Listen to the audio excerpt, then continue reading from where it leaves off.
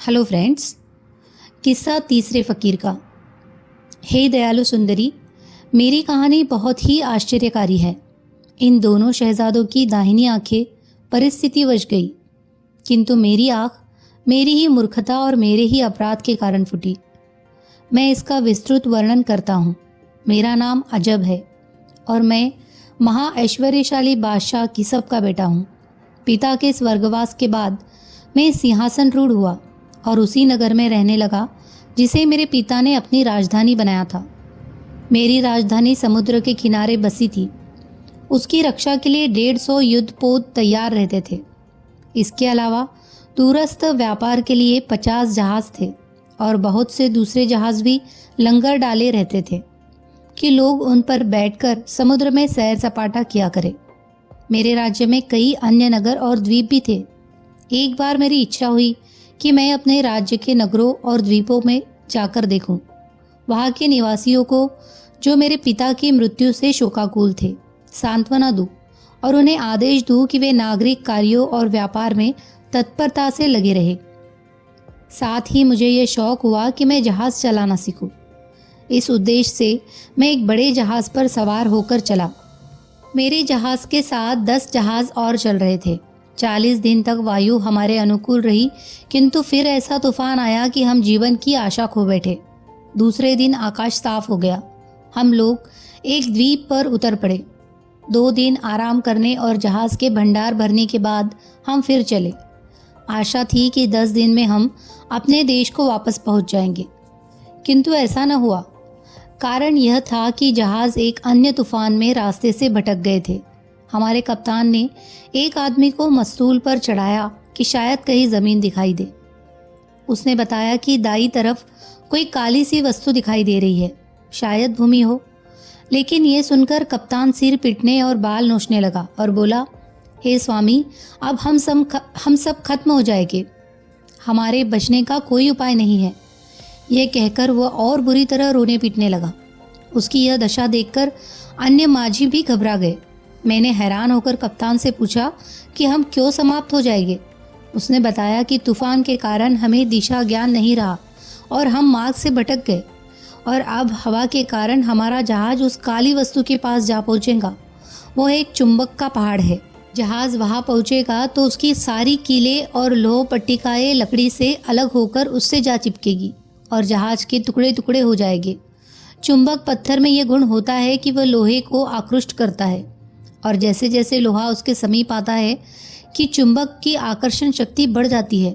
सैकड़ों जहाज़ों के लोहे के टुकड़े इस पर्वत में जा चिपके हैं, जिनके कारण वह ऊपर से नीचे तक लोहे के टुकड़ों से ढक गया है और रंग में काला दिखाई देता है। कहते हैं यह पहाड़ बहुत ऊंचा है। उसके सभी किनारे ढलवा है। उसकी चोटी पर एक बहुत बड़ी पीतल की गोल और मोटी चादर है जो पीतल के खंभों पर टिकी हुई है। उस चादर पर एक घुड़सवार की मूर्ति पीतल की बनी हुई है। सवार की छाती पर एक शीशे की तख्ती लगी है जिस पर कुछ जादू के अक्षर खुदे हैं। कहते हैं कि पहाड़ की आकर्षण शक्ति का कारण वही मूर्ति है। ये कहकर कप्तान फिर रोने पीटने लगा और उसके साथ जहाज के दूसरे माझी भी रोने चिल्लाने लगे। मुझे भी लगने लगा कि मेरी उम्र अब खत्म होने को है और मेरी मौत मुझे खींचकर यहाँ लाई है। सभी लोग इस चिंता में पड़े कि कैसे अपने प्राणों की रक्षा करें। वह लोग यह भी कहने लगे कि जो कोई हमारा प्राण बचाए हम सदा के लिए उसके गुलाम हो जाएंगे। सब ने कोई ना कोई उपाय किया। सुबह को हमारा जहाज उस काले पहाड़ के सामने जा पहुंचा। उसे देखकर सबके चक्के छूट गए और जो उपाय लोगों ने बचाव के लिए सोचे थे सब भूल गए और जहाज में ऐसा करुण क्रुंदन होने लगा जिसका कोई ठिकाना न था। दोपहर को वही हुआ जो अनुभवी कप्तान ने कहा था, यानी पहाड़ ने जहाज़ों को इतनी जोर से खींचा कि उनकी कीलें और लोहे की दूसरी चीज़ें उड़ उड़कर पहाड़ से चिपकने लगी। जहाज़ों के टूटने से महाभयानक शब्द होने लगा और कुछ ही क्षणों में 11 जहाज़ सागर तल में समा गए। उन जहाज़ों की किसी वस्तु और किसी मनुष्य का पता न लगा। एक मैं ही भगवान की दया से जीता रहा। संयोग से एक जहाज़ का टुकड़ा मेरे हाथ आ गया और मैं उसी के सहारे तैरने लगा। कुछ ही देर में मैं किनारे पर पहाड़ के नीचे पहुंचा। मैं पहाड़ पर चढ़कर सुरक्षित होना चाहता था, लेकिन वह ऐसी खड़ी ढलान का पहाड़ था कि ऊपर जाने की गुंजाइश ही नहीं मालूम होती थी। अचानक मुझे एक और नीचे से ऊपर जाते हुए मानव पदचिन्ह गहरे खुदे हुए दिखाई दिए, जिनके ऊपर तक सीढ़ियाँ सी बन गई थी। मैंने भगवान का नाम लेकर चढ़ना शुरू किया। चढ़ने की जगह बड़ी तंग थी और कहीं भी दूसरा मार्ग नहीं दिखाई देता था। साथ ही हवा इतने वेग से चल रही थी कि प्रतिक्षण गिरने का भय था, लेकिन भगवान की कृपा से मैं धीरे धीरे ऊपर तक जा पहुंचा और पीतल के गोले के अंदर जाकर भगवान को धन्यवाद देने लगा कि उसने इतनी कठिन परिस्थितियों में भी मुझे जीवित रखा। रात हो गई थी, इसीलिए उसी वृत्त के अंदर लेट कर सो गया। स्वप्न में देखा मुझसे एक बूढ़ा कह रहा है, ए अजब, जागने पर अपने पाँव के नीचे की भूमि देख खोदना, तुम्हें एक पीतल का धनुष और शीशे के 3 बाण मिलेंगे। वे तीनों तीर घोड़े पर सवार मूर्ति को मारना, इससे मूर्ति समुद्र में जा गिरेगी और घोड़ा तेरे पैरों के पास आ गिरेगा। वे तीनों तीर घोड़े पर सवार मूर्ति को मारना, इससे मूर्ति समुद्र में जा गिरेगी और घोड़ा तेरे पैरों के पास आ गिरेगा। तुम घोड़े को वही भूमि में गाड़ देना। इसके बाद समुद्र में तूफान आएगा और वो चढ़ने लगेगा, यहाँ तक कि तुम्हारे पास आ जाएगा और एक छोटी नाव से तुम एक अन्य समुद्र में पहुँच जाओगे और फिर अपने नगर को पहुँच जाओगे। लेकिन खबरदार, इस सारे समय में भगवान का नाम बिल्कुल नहीं लेना। इसके बाद मेरी आँख खुल गई। मैंने अपने छुटकारे का उपाय जानकर अति प्रसन्न हुआ। बूढ़े के कहने के अनुसार धरती को खोदा तो उसमें से 3 बाण और धनुष निकले। मैंने कमान से तीनों तीर पीतल के घुड़सवार पर छोड़े। तीसरे तीर के लगते ही सवार की मूर्ति समुद्र में गिर गई और घोड़े की मूर्ति मेरे पाँव के पास आ गिरी। मैंने उसे ज़मीन में गाड़ दिया जहाँ से धनुष और बाण निकाले थे। अब समुद्र चढ़ने लगा और चढ़ते चढ़ते पीतल के घेरे के पास आ गया। जहाँ मैं था वहाँ एक नाव भी आ लगी, जिसमें पीतल का माझी बैठा था। मैं नाव पर बैठ गया।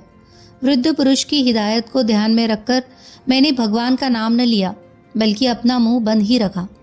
पीतल का माझी 9 दिन तक नाव चलाता रहा और ऐसी जगह पहुंच गया जहां आसपास कई द्वीप दिखाई दे रहे थे। मैं बहुत खुश हुआ कि अब कठिनाइयों से उबर जाऊंगा और इसी दशा में भगवान को धन्यवाद दे बैठा। तुरंत ही माझी समेत वह नाव समुद्र में डूब गई। अब मैं फिर तैरने लगा और एक द्वीप की ओर जाने लगा। कई घंटे तक तैरता रहा, यहाँ तक कि शाम होने लगी और मेरे हाथ पांव भी थकन से ऐसे भारी हो गए कि तैरा ही नहीं जाता था। ऐसे में एक बड़ी भारी लहर आई और उसने मुझे तट पर ला फेंका।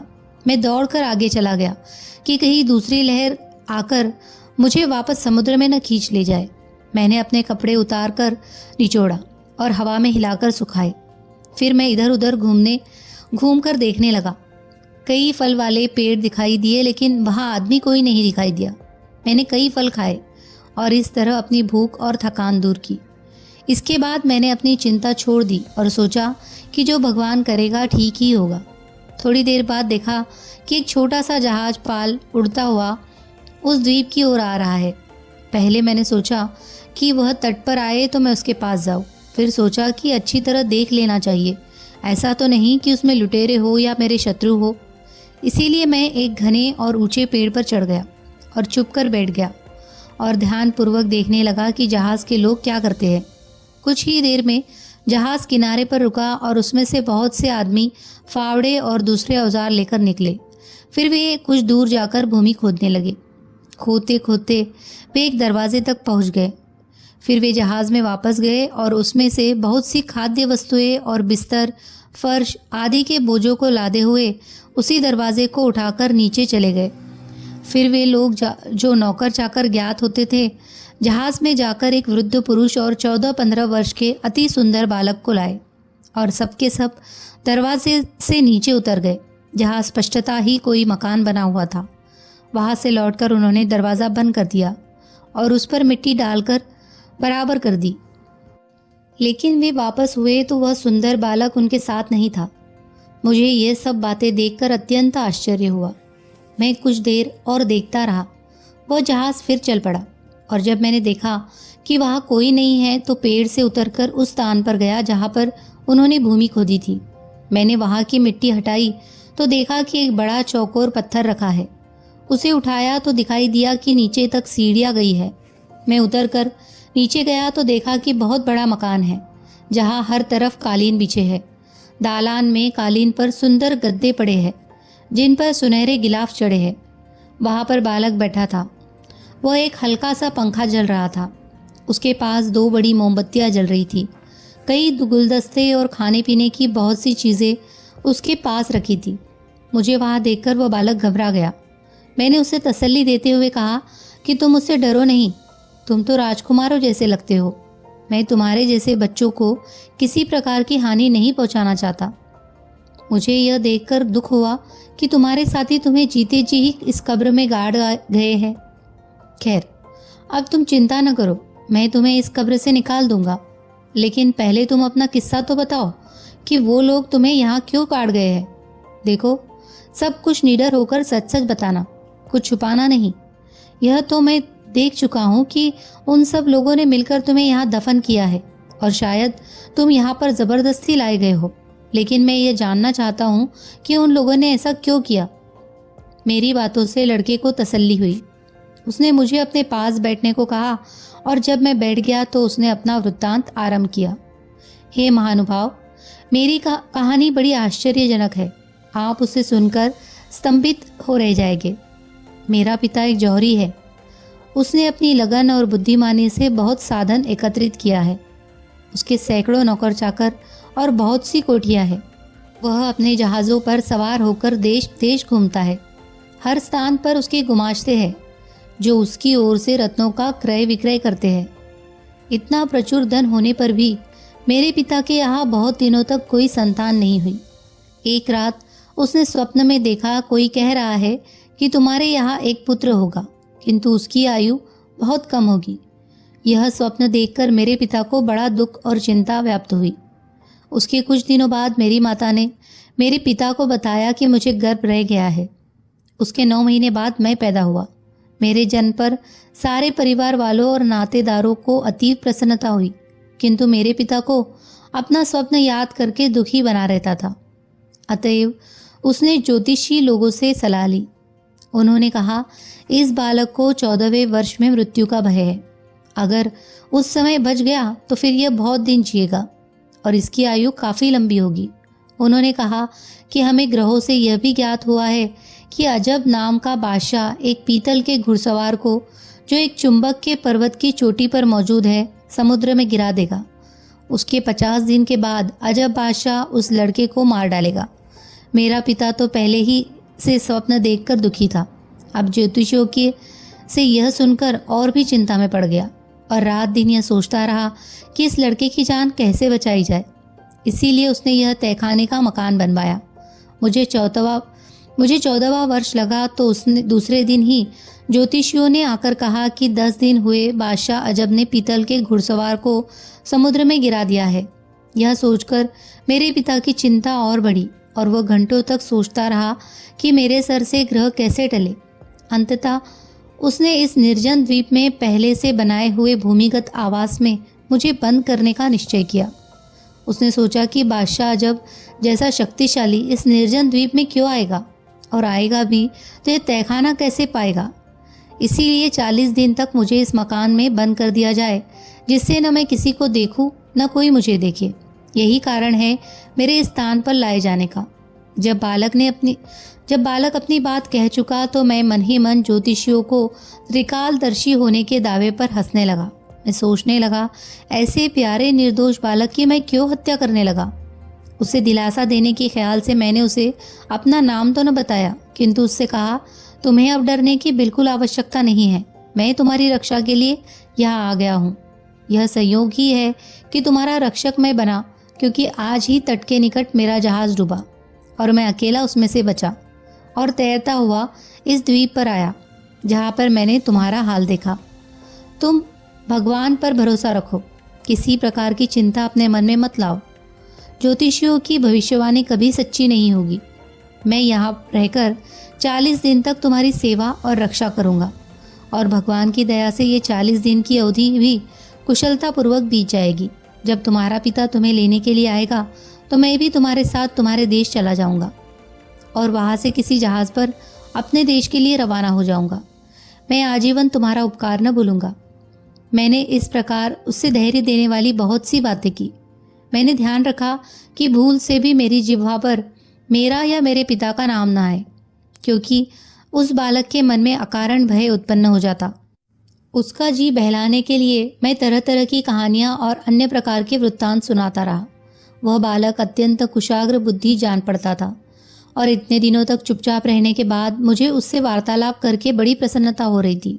रात हुई तो हम दोनों ने मिलकर भोजन किया। उसका पिता इतनी खाद्य सामग्री रख गया था कि 2 क्या 3 आदमियों तक को 40-41 दिन की काफ़ी था। रात होने पर हम लोग भोजन करने के उपरांत सो गए। दूसरे दिन सुबह जागने पर मैं उसके हाथ मुंह धोने के लिए उसके पास जल ले गया। फिर हम लोगों ने स्वादिष्ट व्यंजनों का नाश्ता किया। दिन भर उसके साथ शतरंज और चौपड़ खेलकर उसका जी बहलाता रहा। रात को भोजन करके हम लोग फिर सो रहे। हम लोग इसी प्रकार दिन व्यतीत करने लगे और इसके कारण हम दोनों में एक दूसरे के प्रति स्नेह बहुत बढ़ गया। विशेषता मुझे तो वह बालक प्राणों से भी प्यारा लगने लगा। मुझे विश्वास हो गया कि ज्योतिषियों का यह कथन सिर्फ बकवास था कि बालक अजब बादशाह के हाथ से मारा जाएगा, क्योंकि अजब बादशाह को यानी मुझे तो यह जान से प्यारा है। मैं इसकी हत्या क्यों करूँगा। इसी प्रकार 39 दिन तक हम दोनों हंसी खुशी उस घर में रहे। 40वें दिन वह सवेरे जागा तो बड़ा खुश था। कहने लगा, देखिए महोदय, आज 40वां दिन है। भगवान की दया से और आपके अनुग्रह से मैं सही सलामत हूँ। मेरा पिता जब सुनेगा कि आपने इस अवधि में मेरी कितनी सेवा की है और मेरा कितना उपकार किया है, तो वह आपका अत्यंत कृतज्ञ होगा और आपको सुरक्षा पूर्वक आपके देश में पहुंचा देगा। फिर उस लड़के ने मुझसे कहा कि मेरे लिए कुछ जल गर्म कर दीजिए ताकि मैं अच्छी तरह नहाकर नए कपड़े पहनूं, क्योंकि मेरे पिता आज मुझे लेने के लिए आएंगे। मैंने अब पानी गर्म करके उसके नहाने धोने का प्रबंध कर दिया। नहाने के बाद वह बिस्तर में आ लेटा। मैंने उसे लिहाफ उड़ा दिया और वह कुछ देर के लिए सो गया। सोकर उठने पर उसने कहा कि महोदय, मेरा जी करता है कि खरबूजा खाऊं। आप एक खरबूजा और थोड़ी सी मिश्री मेरे लिए ले आइए।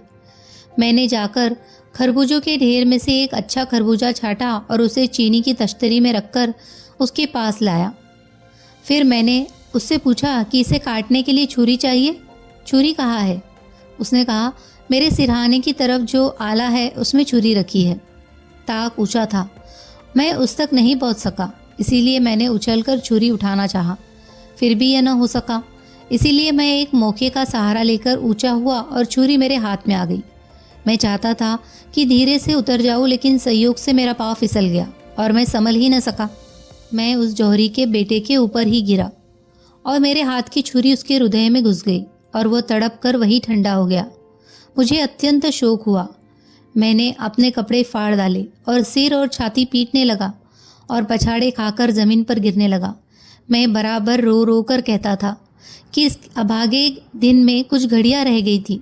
यह समय भी टल जाता तो लड़के की जान बच जाती। ज्योतिषियों का कहना ठीक ही निकला और मैं अभागा ही इस प्यारे बच्चे की मृत्यु का कारण बना। मैंने आकाश की ओर मुख किया और दोनों हाथ उठाकर कहने लगा कि हे सर्वशक्तिमान परमेश्वर, तू सब कुछ देख रहा है और तू सब कुछ जानता है। तुझे ज्ञात है कि इस बालक को मैंने जानबूझकर नहीं मारा है। यदि इसकी मृत्यु में मेरा तनिक भी दोष हो तो तू इसी समय मेरे प्राण ले ले। इसी प्रकार मैं बहुत देर तक जौहरी के पुत्र की लाश के पास बैठकर रोता कलपता रहा। जब दिन थोड़ा सा ही बाकी रहा तो मैंने सोचा कि अब इसका बाप इसे लेने को आता होगा। मेरे इतने दिनों की सेवा व्यर्थ गई। अब मैं क्या मुँह लेकर उससे मिलूं? अब ये मेरा यहाँ ठहरना ठीक नहीं।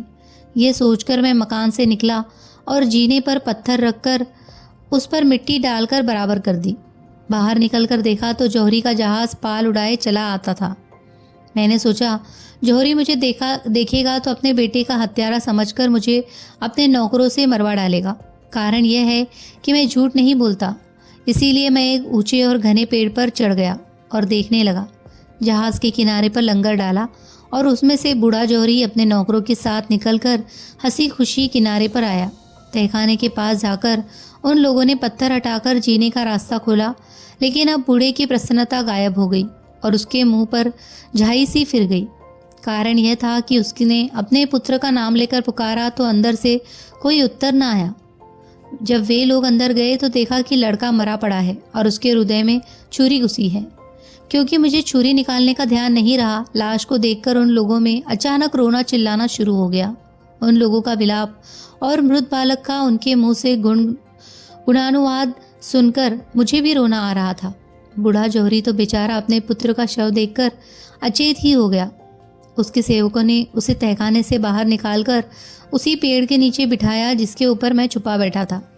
फिर वे लड़के की लाश को बाहर लाए, उसे नहलाया और सफ़ेद कफन पहनाया और कब्र खोदकर उसमें लाश उतार दी।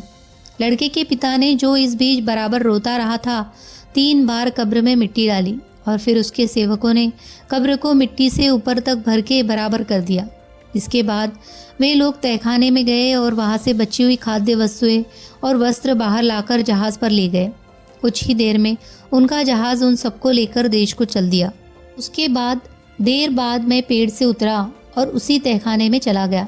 अब मेरा नियम यह हो गया था कि मैं रात में उसी घर में रहता और दिन में इधर उधर घूमकर वहाँ से निकलने के लिए रास्ते की खोज करता रहता।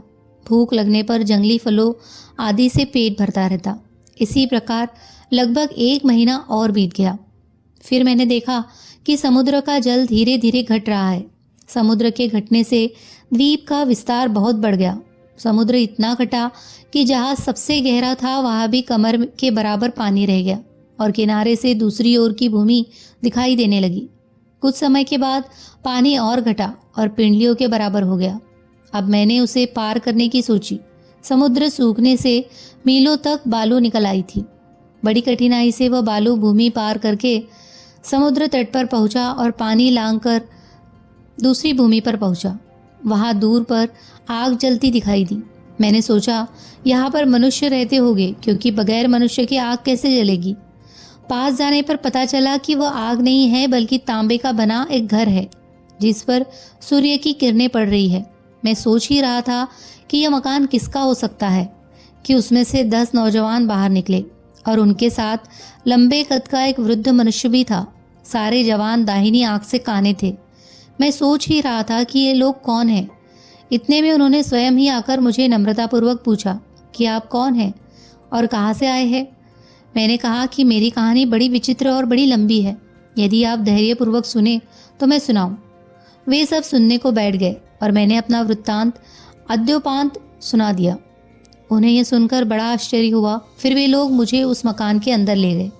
उस मकान में कई बड़ी बड़ी दालानें और 12 दरिया पार करके फिर एक बड़ा सा नीला घर दिखाई दिया। उसके चारों ओर 10 कमरे नीले रंग के बने हुए थे, जिनमें एक एक मनुष्य आराम से रह सकता था। कमरों के घेरे के पीछे एक दालान था जो उससे कुछ ऊंचा था। वृद्ध मनुष्य दालान में जा बैठा और चारों ओर के कमरों में 10 जवान कालीनों पर बैठ गए। एक जवान ने मुझसे कहा, हे मित्र, तुम भी घर के बीच में बिछे हुए कालीन पर बैठ जाओ, लेकिन हम कुछ भी करें उसका कारण न पूछना, न यह पूछना कि तुम लोग दाहिनी आंख से काने क्यों हो। कुछ देर में वह बूढ़ा उठा और 10 काने जवानों के लिए खाना लाया। उसने हर एक को खाने में से उसका भाग दिया और एक भाग मुझे भी दिया, जिसे मैंने खा लिया। भोजनोपरांत वृद्ध पुरुष ने हम लोगों को एक एक प्याला सुगंधित मदिरा का दिया। फिर उन लोगों ने मेरे वृत्तांत का, जो उन्हें अद्भुत और रोचक लगा था, दोबारा सुना। इसके बाद हम इधर उधर की बहुत सी बातें करते रहे। जब काफ़ी रात बीत गई तो एक जवान ने बूढ़े से कहा कि हमारे सोने का समय हो गया है, अभी तुम हमारे दैनिक नियम की चीज़ें नहीं लाए। बूढ़ा एक कोठरी के अंदर जाकर वहाँ से 10 थाल नीले ढक्कनों से ढके हुए लाया और हर जवान के सामने उसने एक एक थाल रख दिया। ढक्कन खोलने पर हर थाल में राख और काली स्याही थी। उन्होंने राख और स्याही को मिलाकर अपने अपने चेहरे पर मल लिया, जिससे वे सब कुरूप ही नहीं भयानक भी दिखाई देने लगे। फिर वे सब चिल्ला चिल्ला कर रोने लगे और मुंह और सीना पीट पीट कर कहने लगे कि हाय, हमने कैसी भयानक मूर्खता की है और उसका हमें कैसा कुफल मिला है।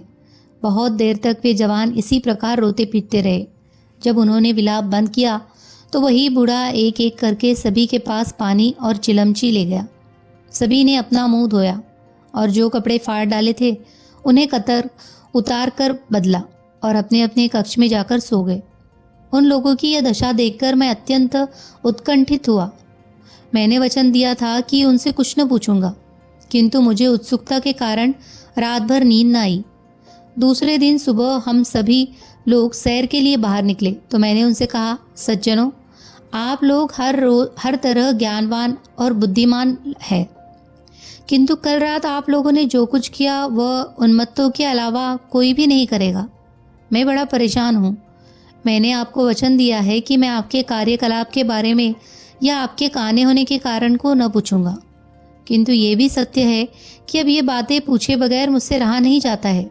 इसीलिए मैं आपसे पूछता हूँ कि आप लोगों ने अपना मुंह क्यों काला किया और क्यों मातम किया, और यह भी कि आप सभी दाहिनी आंख से काने क्यों हो। किंतु उन्होंने कहा कि हम तुम्हें यह सब बातें नहीं बता सकते। अगर तुम्हें हमारे साथ रहना हो तो इन प्रश्नों को भूल जाओ। वह दिन भी बीता। रात को हम लोगों ने फिर अलग अलग भोजन किया। उसके बाद बूढ़े ने फिर उन लोगों के सामने शाही और राख से भरे थाल रखे और उन्होंने रोज़ की रस्म के तौर पर अपने मुंह काले किए और वही रोना पीटना शुरू किया। दूसरी बार यह सब देखकर मेरी उत्सुकता और बढ़ गई। अगले दिन मैंने उनसे कहा, हे मित्रों, अब मुझे आप लोगों की यह दशा चुपचाप बैठकर नहीं देखी जाती। आप कृपया अपनी बातें मुझे बताएं और कोई ऐसा भी उपाय बताएं जिससे मैं अपने देश में पहुंच जाऊं।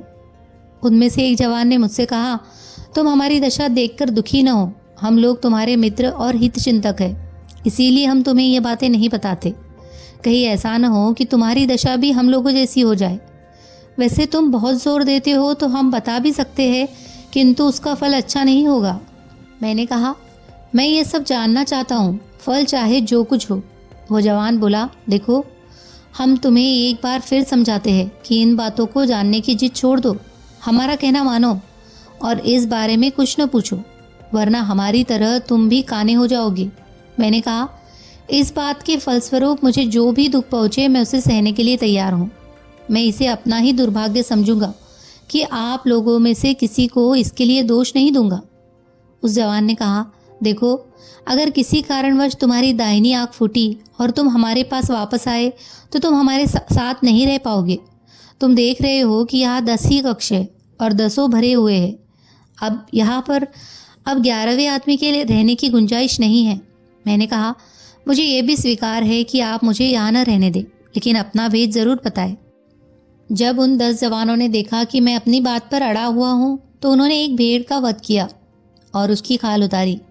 फिर छुरी मुझे दे दी और कहा, इसे होशियारी से रखो, ये तुम्हारे बहुत काम आएगी। हम लोग तुम्हें इस भेड़ की खाल में सी देंगे और यहाँ से हट जाएंगे। फिर यहाँ एक अति विशालकाय पक्षी, जिसे रुख कहते हैं, आएगा और तुम्हें भेड़ समझकर झपट्टा मार कर उठा लेगा और एक बहुत ऊंचे पहाड़ की चोटी पर रखकर तुम्हें खाना चाहेगा। हम पहले से ही होशियार किए देते हैं। जो ही तुम्हें मालूम हो कि ज़मीन पर रखे गए हो, इसी छुरी से खाल को चीरकर बाहर निकल आना और जोर से चीखना। रुख पक्षी इससे डरकर भाग जाएगा। इसके बाद तुम निर्भय होकर आगे बढ़ जाना। कुछ दूर चलकर तुम्हें आलीशान महल मिलेगा। उस महल पर ऊपर से नीचे तक हर जगह सोने के पत्थर मड़े हैं और जगह जगह पर बड़े सुंदर ढंग से हीरे और दूसरे रत्न जड़े हुए हैं।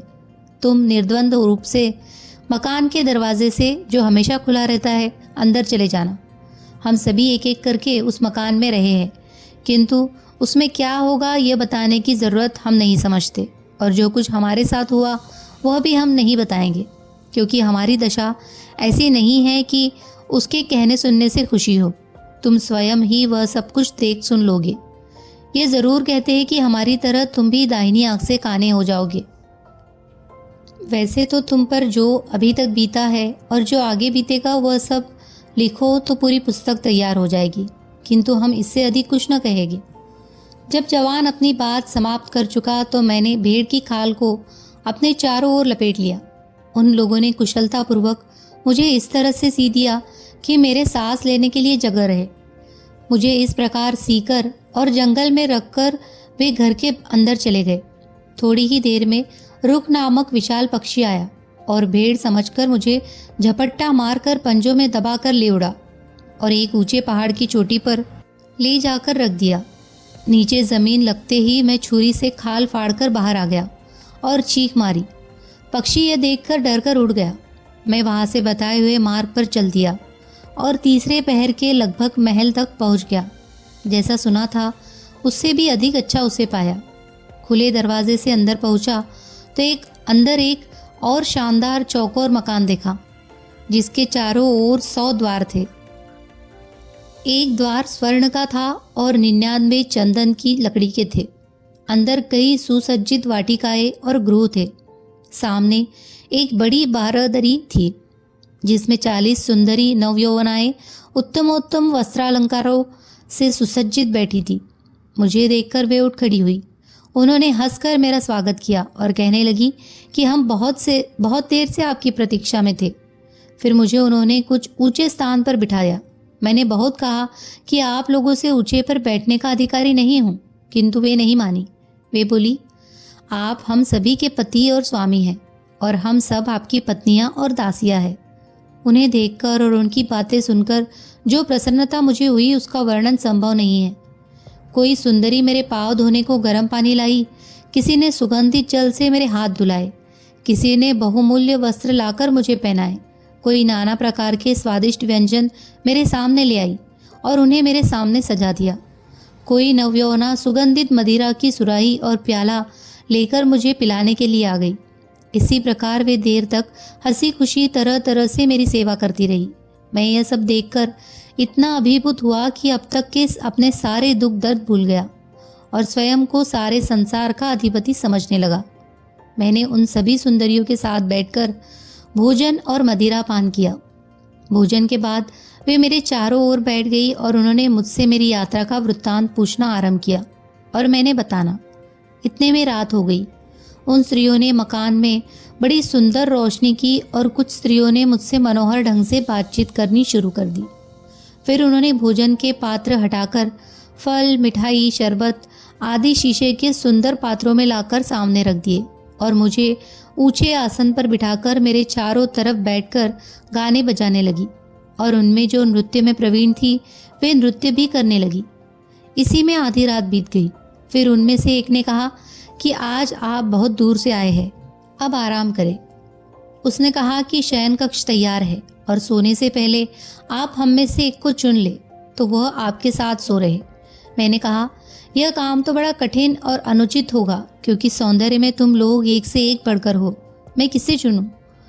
फिर जिसे चुनूंगा उसके अलावा क्या दूसरों को बुरा नहीं लगेगा और क्या वे मेरी धृष्टता पर क्रुद्ध नहीं होगी? उस सुंदरी ने कहा, यह बात नहीं है।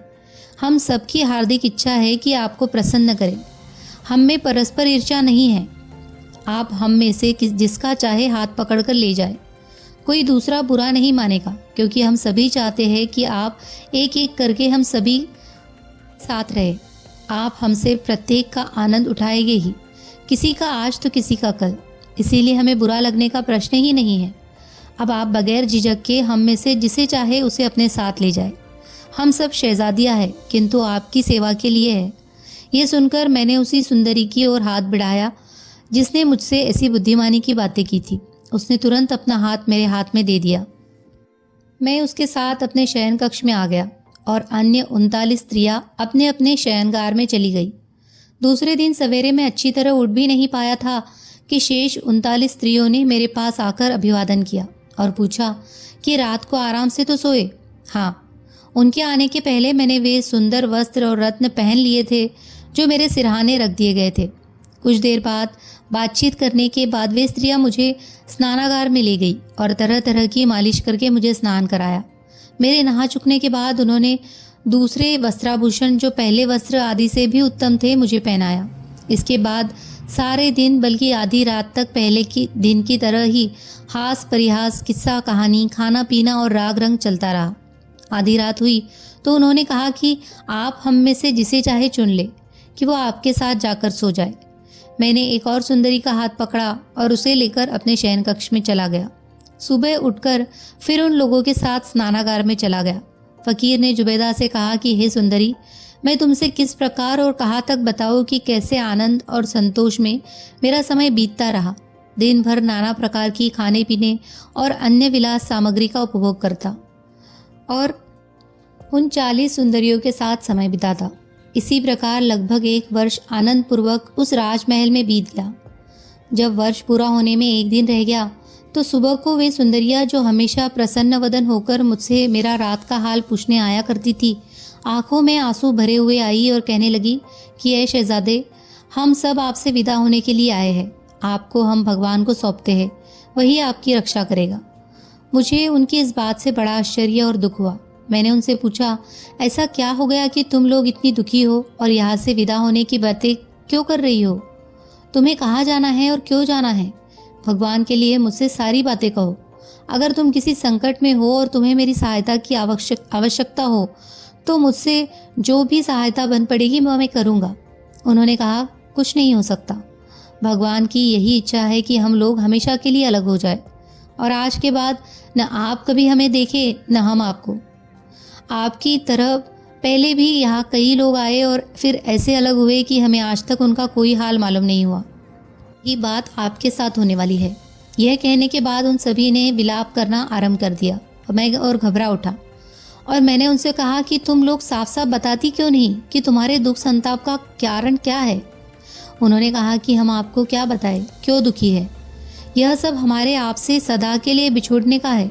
हाँ, एक बात है कि अगर आपको हमसे मिलने की उत्कट इच्छा हो और उसके लिए जो प्रतिज्ञा करे उस पर दृढ़ रहे तो हम लोगों का आपसे फिर मिलन हो भी सकता है। मैंने कहा, मेरी समझ में कुछ भी नहीं आया कि तुम्हारी बातों का क्या अर्थ है।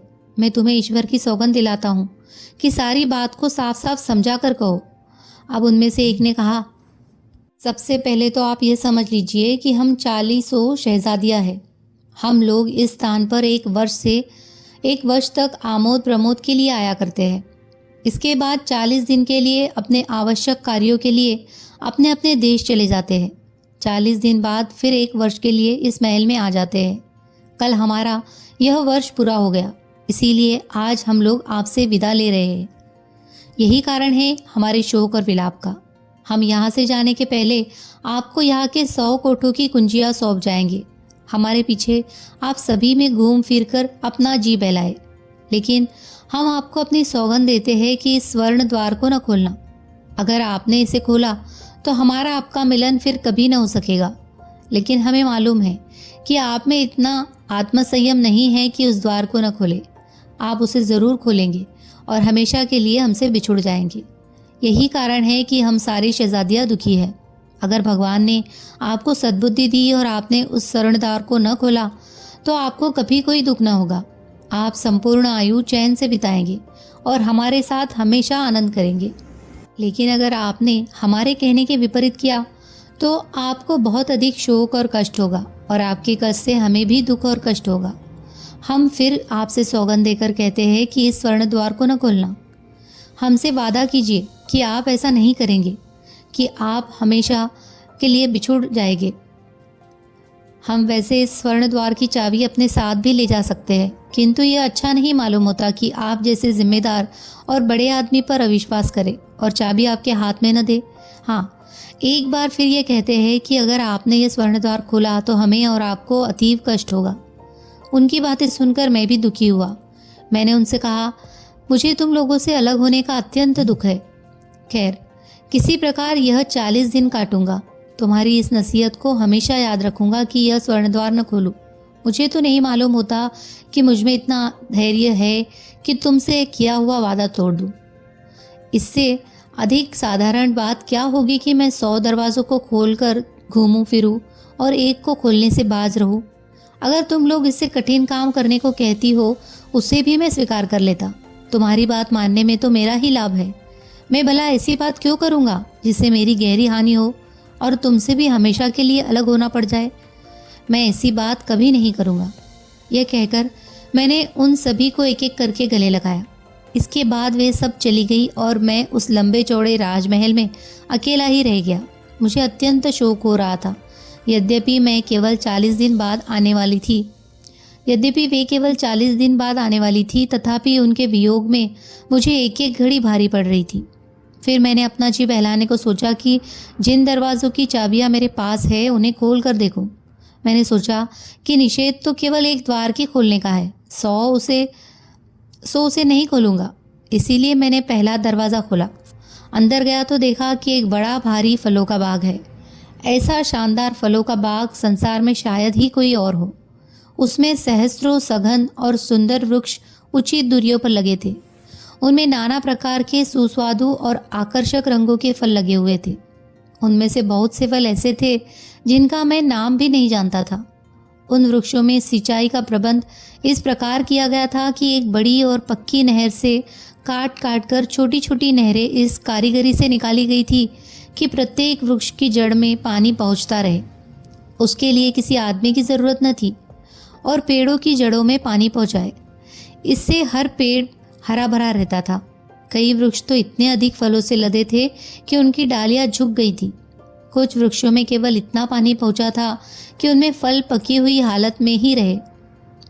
बाग को ऐसे बुद्धिमानों ने लगाया था कि प्रत्येक वृक्ष को केवल उतना ही पानी पहुंचने का प्रबंध था जिससे वे सदैव हरे भरे रहे और ऐसा न हो कि सड़ गल जाए। मैं बहुत देर तक उस बाग में घूमता रहा। वहाँ बहुत सी वस्तुएं थी जिन्हें देखकर मुझे आश्चर्य होता और मैं प्रत्येक वस्तु को ध्यानपूर्वक देखता। फिर मैं उस बाग में वापस आया और उसके दरवाजे में ताला लगा दिया। फिर मैंने दूसरा दरवाज़ा खोला।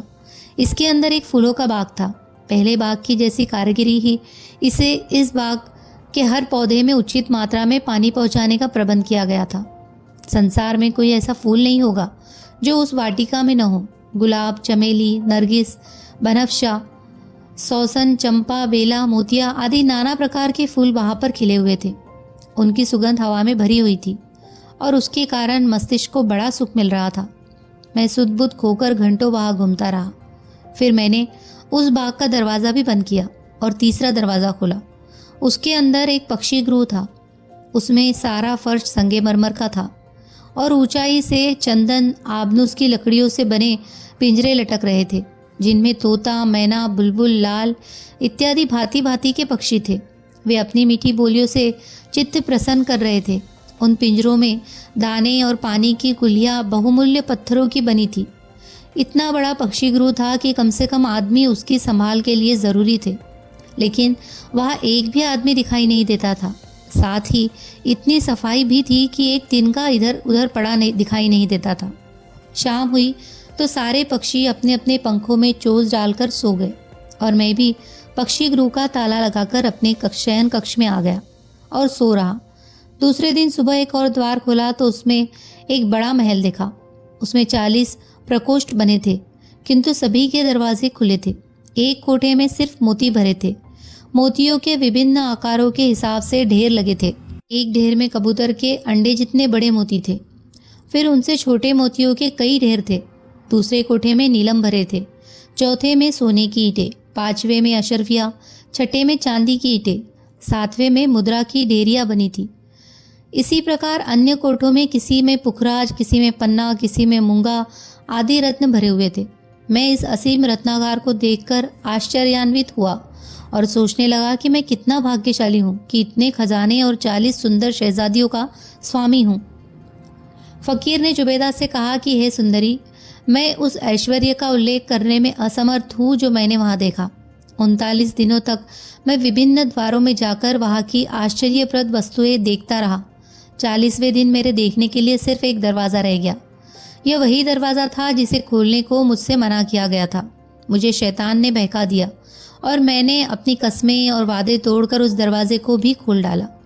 दरवाज़ा खोलते ही उससे बड़ी तेज सुगंध आई और जिससे मैं सुध-बुध खो बैठा। होश में आया तो अंदर गया और ठहर कर उस गंध के कम होने की प्रतीक्षा करने लगा। फिर अंदर जाकर देखा तो बहुत बड़ा महल है जिसके फर्श पर केसर बिछी है और सोने की तिपाहियों पर चांदी के दीपक जल रहे हैं जिनमें इत्र के जैसे सुगंधित तेल भरे थे और इसी से वहाँ तेज सुगंध हो रही थी। और भी कई आश्चर्य की चीज़ें मैंने वहाँ पर देखी। मैंने देखा कि एक और बहुत उम्दा मुश्की घोड़ा बंधा है। उसके सामने जो जल पात्र था उसमें गुलाब जल भरा हुआ था और खाने की नाद में तिल और जौर भरे थे। उस घोड़े की लगाम में सोने के पत्थर लगे थे। मैंने उस घोड़े की लगाम पकड़कर उसे बाहर निकाला कि बाहर के प्रकाश में उसे भली प्रकार देख लूँ। बाहर लाकर मैं उस पर सवार हो गया और उसे चलने का इशारा दिया, लेकिन वह न चला। फिर मैंने उसे एक चाबुक मारा। चाबुक लगते ही घोड़ा भयानक रूप से हिनहिनाया और अपने पंजों से, जिन्हें मैंने पहले नहीं देखा था, उड़ चला। अपने पंखों से, जिन्हें मैंने पहले नहीं देखा था, उड़ चला। मैं घबराकर उसकी अयाल पकड़कर लटक गया। घोड़ा मुझे लेकर इतना ऊंचा उड़ा कि वहां से पृथ्वी बहुत छोटी दिखाई देती थी। फिर वह उतरकर उसी तांबे के मकान की छत पर पहुंच गया जहां पर मैं पहले पहुंचा था। वहां उसने अपने शरीर को इतने जोर का झटका दिया कि मैं पीठ के बल जमीन पर गिरा। घोड़े ने अपनी पूंछ मेरी दाहिनी आंख में मारी, जिससे वह फूट गई। फिर घोड़ा उड़ गया। मैं किसी तरह गिरता पड़ता नीचे आया। नीचे 12 दरी और उसके इर्द गिर्द बने हुए 10 कमरों को देखकर मुझे विश्वास हो गया कि यह वही महल है जहां मैं पहले आया था। उस समय वे 10 जवान वहां नहीं थे। मैं उनकी प्रतीक्षा करने लगा। कुछ देर में वे लोग बूढ़े आदमी के साथ वहां आए। उन्होंने मेरी ओर कुछ ध्यान दिया, न मेरी आँख फूटने पर सहानुभूति प्रकट की। उन्होंने कहा, देखो भाई, हम लोग तो तुम्हारे दुर्भाग्य का कारण नहीं सिद्ध हुए। मैंने कहा, आप लोग ठीक कहते हैं। मुझ पर जो मुसीबत पड़ी वह मेरी अपनी ही मूर्खता के कारण पड़ी, किंतु मैं जानना चाहता हूँ कि इस मुसीबत को दूर करने का भी उपाय है या नहीं। उन्होंने कहा, अगर हम ऐसा उपाय जानते तो अपनी मुसीबत को दूर न कर लेते। तुम्हारी तरह हम लोग भी 1-1 वर्ष तक उन शहजादियों के साथ आनंदपूर्वक रहे। अगर हम वह स्वर्ण द्वार न खोलते तो हम उनके साथ आनंदपूर्वक रहते। तुम हम लोगों से अधिक बुद्धिमान दिखाई देते थे, फिर भी तुम वह सोने का दरवाज़ा खोलने से बाज ना आ सके और अपने को ऐसी मुसीबत में डाल बैठे। अच्छा, यह तो हम तुम्हें पहले ही बता चुके हैं कि अब हम 11वें आदमी के रहने के लिए स्थान नहीं है। तुम्हारे लिए यही उचित होगा कि तुम यहाँ से बगदाद जाओ जहाँ का रास्ता हम बता देंगे। वहाँ तुम्हें ऐसा व्यक्ति मिलेगा जो तुम्हारे दुख दूर करेगा। उनकी सलाह मानकर मैं बगदाद पहुंचा। रास्ते में दाढ़ी मूछ और भवें मुड़वा दी और फकीरों के वस्त्र पहन लिए। चलते चलते बहुत दिन बाद आज शाम को बगदाद पहुंचा। परकोटे पर इन दोनों साथियों से भेंट हुई। फिर तुम्हारे घर आए, यहाँ तुमने हमारा बड़ा सत्कार किया। जब तीसरा फकीर अपना हाल कह चुका तो जुबैदा ने उससे और उसके दोनों साथियों से कहा कि मैंने तुम तीनों का अपराध क्षमा किया, अब तुम लोग यहाँ से चले जाओ। एक फकीर ने कहा कि आप कृपा करके हमें इतनी अनुमति दे कि हम यहाँ रुककर इन बाकी 3 आदमियों की कहानी भी सुन ले। जुबैदा ने खलीफा, जाफ़र और मसरूर की ओर देखकर अपना अपना हाल कहने का इशारा किया। वह यह तो जानती ही थी कि ये लोग कितने उच्च पद के हैं, इसीलिए उसने उन्हें अपना हाल सुनाने की आज्ञा दी। खलीफा के मंत्री जाफ़र ने निवेदन किया, हे सुंदरी, हम लोग इस महल में प्रवेश करने के समय ही अपना अपना हाल कह चुके हैं। अब तुमने फिर पूछा है तो कहते हैं कि हम लोग मोसिल से आए हुए व्यापारी हैं। हम अपनी व्यापार की वस्तुएं बेचने यहाँ आए थे और एक सराय में उतरे थे। आज रात के लिए एक व्यापारी ने हमें खाने का निमंत्रण दिया। जब हम उसके घर पहुँचे तो उसने हम लोगों को अत्यंत स्वादिष्ट भोजन कराया और बढ़िया शराब पिलाई। फिर देर तक उसके यहाँ संगीत और नृत्य का कार्यक्रम चलता रहा। वहाँ का शोर इतना बड़ा कि गश्त पर निकले सिपाही आ गए। उन्होंने कई लोगों को गिरफ्तार कर लिया। हम लोग भाग्यशाली थे, किसी प्रकार बचकर निकल आए, लेकिन रात अधिक बीत जाने के कारण हमारी सराय का द्वार बंद हो गया था। हम लोग परेशान थे कि रात कहाँ बिताए। इधर उधर भटकते हुए तुम्हारी गली में आ गए। तुम्हारे घर में हंसने बोलने और गाने बजाने की आवाज़ें आ रही थी, इसलिए हमने दरवाज़ा खुलवाया। तुमने कृपा कर हम लोगों का आदर सत्कार किया। यही हमारी कहानी है। मंत्री ने यह बात इतने आत्मविश्वास और इतनी कुशलता से कही कि जुबैदा को उसकी सत्यता में विश्वास हो गया। उसने कहा, अच्छा, हमने तुम्हारा भी अपराध क्षमा किया और अब तुम यहाँ से चले जाओ। वे लोग उठने में झिझके तो जुबैदा ने क्रोध में भरकर कहा, जाते हो या जान देना चाहते हो? उसकी डांट सुनकर वे 7 व्यक्ति, मजदूर, 3 फकीर, खलीफा और उसके दोनों साथी चुपचाप उठकर बाहर आ गए, क्योंकि 7 हबशी नंगी तलवारें लिए उनके सर पर खड़े थे। 7 व्यक्तियों के घर से निकलते ही स्त्रियों ने घर का दरवाज़ा बंद कर लिया। बाहर आकर खलीफा ने इन फकीरों से कहा कि इतनी रात बीत गई है, अब तुम लोग कहाँ जाओगे, क्योंकि तुम इस नगर से परिचित भी नहीं हो। उन तीनों ने कहा कि हम लोग भी इसी चिंता में हैं। खलीफा ने कहा, तुम लोग हमारे साथ आओ, हम तुम्हारी सहायता करेंगे। यह कहकर खलीफा ने मंत्री के कान में कहा कि इन तीनों को अपने घर ले जाकर ठहराओ और कल मेरे दरबार में हाजिर करो। अतएव मंत्री जाफ़र उन तीनों फकीरों को अपने घर ले गया और इधर मसरूर सहित खलीफा भी अपने महल में आ गया। खलीफा शयन कक्ष में जाकर अपनी शैया पर लेट गया, किंतु उसे सारी रात नींद नहीं आई। उसने जो कुछ देखा सुना था उसका वैचित्र्य उसके चित्त से उतरता ही नहीं था। वह इसी चिंता में था कि यह बात जान ले कि जुबैदा कौन है और उसने दोनों कुत्तियों को क्यों मारा और फिर क्यों प्यार किया। साथ ही उसे यह जानने की भी बड़ी इच्छा थी कि आमीना के शरीर पर जो काले निशान पड़े हैं उनका भी क्या भेद है। सुबह वह नित्यकर्म नाश्ता आदि से निश्चिंत होकर दरबार में गया और सिंहासन पर बैठ गया। कुछ देर में मंत्री ने आकर उसे प्रणाम किया। खलीफा ने मंत्री से कहा, जब तक मैं उन तीनों स्त्रियों और दोनों काली कुतियों का पूरा हाल न जान लूँगा मुझे चैन न मिलेगा। इसी कारण मुझे रात भर नींद नहीं आई है। तुम तुरंत जाओ और उन तीनों फकीरों और तीनों स्त्रियों को मेरे सम्मुख उपस्थित करो। मंत्री ने उस मकान में जाकर पिछली रात की बातों का उल्लेख किए बगैर उन तीनों स्त्रियों से कहा कि खलीफा तुम लोगों से कुछ बात करना चाहते हैं, तुम दरबार में चलो। अतएव वे तीनों अपने ऊपर बुर्का डालकर मंत्री के साथ चल दी। रास्ते में मंत्री ने अपने घर होते हुए तीनों फकीरों को भी बगैर उन्हें कुछ बताए अपने साथ ले लिया। खलीफा उन स्त्रियों और फकीरों को देखकर बड़ा प्रसन्न हुआ। उसने तीनों स्त्रियों को अपने पीछे की ओर पर्दे के पीछे बिठाया ताकि दरबारियों और सेवकों पर प्रकट हो जाए कि ये सम्माननीय महिलाएं हैं। फिर उसने उन तीनों फकीरों को, जो दरअसल राजा और राजकुमार थे, उनकी प्रतिष्ठा के अनुसार अपने समीप आसन दिए। स्त्रियों के आसन ग्रहण करने के बाद खलीफा ने उनकी ओर मुंह करके कहा, कल रात मैंने मोसिल के व्यापारी के रूप में तुमसे भेंट की थी। हमारी बातों से तुम लोगों को कुछ दुख हुआ था और इसीलिए तुम हम लोगों से नाराज हुई थी। मैंने आज जो तुम्हें बुलाया है वह इसलिए नहीं कि मैं तुम लोगों को कोई दंड देना चाहता हूँ। मैंने वह बात तो भुला दी है। मैं तुम्हारे आने से बड़ा प्रसन्न हूँ। तुम में जो सद्बुद्धि है वह यदि बगदाद की सारी स्त्रियों में आ जाए तो कितना अच्छा हो। यद्यपि हमने अपना वादा तोड़कर तुम्हें दुख पहुंचाया, किंतु फिर भी तुमने हम लोगों पर कृपा करके हमें छोड़ दिया। खलीफा ने आगे कहा, कल रात में मोसिल का व्यापारी था और तुम्हारे आदेश में था। इस समय मैं हारून रशीद अब्बास वंश का 7वां खलीफा और हज़रत मोहम्मद का वंशज हूँ। मैंने तुम्हें इसीलिए बुलाया है कि मैं जानूं कि तुम कौन हो और तुम तीनों में से एक स्त्री के कंधों पर काले निशान किस लिए है। यद्यपि खलीफा ने यह सब स्पष्ट शब्दों में उनसे कहा था, तथापि मंत्री ने एक बार फिर इन बातों को दोहरा दिया। यह सुनकर जुबैदा ने आप बीती आरंभ कर दी। अगर आप भी जुबैदा की कहानी सुनना चाहते हैं तो हमारी आने वाली अलिफ लैला की कहानी सुनिए, और अगर आपको इससे पहले की कहानियाँ सुनना है तो हमारे चैनल पर अलिफ लैला की प्लेलिस्ट चेक कीजिए। अगर आपको हमारी कहानियाँ पसंद आ रही है तो प्लीज़ हमारे चैनल को सब्सक्राइब कीजिए, लाइक कीजिए, शेयर कीजिए और कमेंट कीजिए। सब्सक्रिप्शन फ्री में है। धन्यवाद।